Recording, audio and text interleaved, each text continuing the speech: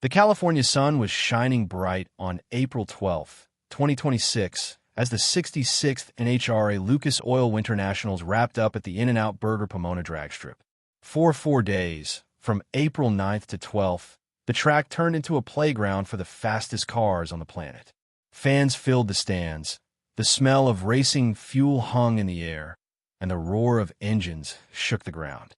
This was not just another race weekend. It was the third stop of the 2026 NHRA Mission Foods Drag Racing Series, and it delivered thrills from start to finish. Right in the middle of all the action was funny car driver Matt Hagan. A striking photo from the event shows him in his Dodge Charger, looking focused and ready. Captured by photographer Mark J. Rebelas, the image freezes a moment of pure power and speed. You can almost hear the engines screaming and feel the heat coming off the track. That picture tells the whole story of why drag racing grabs your heart and never lets go. In the funny car final, Hagan faced off against Ron Capps. The two drivers lined up side by side. The Christmas tree lights flashed, and they launched down the quarter-mile strip. Hagan crossed the finish line first, running an impressive 3.876 seconds at 330.39 miles per hour. But this one was bigger than just beating one rival.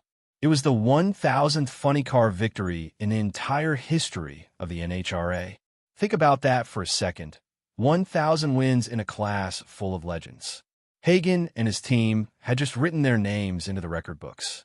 Funny cars are wild machines. They look a little strange with their long bodies and giant rear wings, but they pack incredible power. The body tilts up so crews can work on the huge engine underneath. When they race, they cover the short distance faster than most people can blink. Hagan's car ran smooth and strong all weekend, and that final run was the perfect way to celebrate the milestone. You could see the joy on his face when he climbed out after the win. His crew rushed over, high fives and hugs everywhere. Moments like this are why teams work so hard all year long. The Top Fuel class brought even more excitement. These are the quickest cars in drag racing. Long, skinny, and powered by special fuel that makes them fly. In the final, Tony Stewart took on Justin Ashley. Stewart, a name fans know from NASCAR and IndyCar, showed he belongs on the drag strip too. He won with a blistering time of 3.683 seconds at 332.51 miles per hour. Watching a driver with Stewart's background succeed here reminds everyone that talent crosses over between different kinds of racing. The crowd cheered loud when his car slowed down at the end of the track. Pro Stock delivered tight, door-to-door battles. These cars look more like the ones you see on the street, but they are built for pure speed. Greg Anderson faced Dallas Glenn in the final and came out on top with a run of 6.505 seconds at 209.88 miles per hour.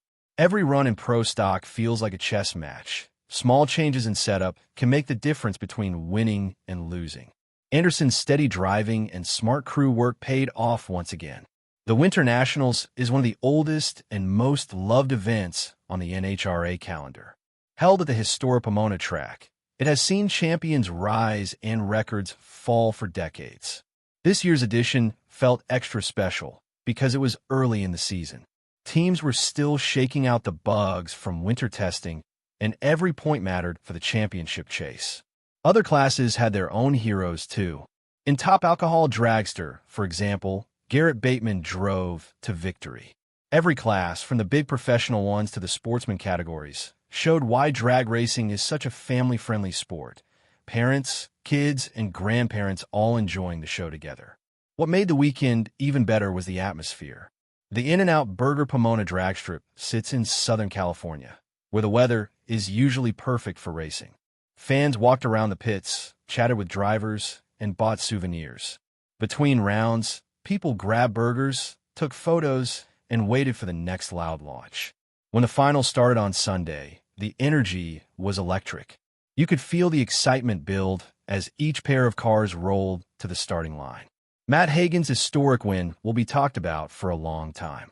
Reaching 1,000 funny car victories as a class is a huge deal for the whole sport. It shows how much the NHRA has grown since the early days.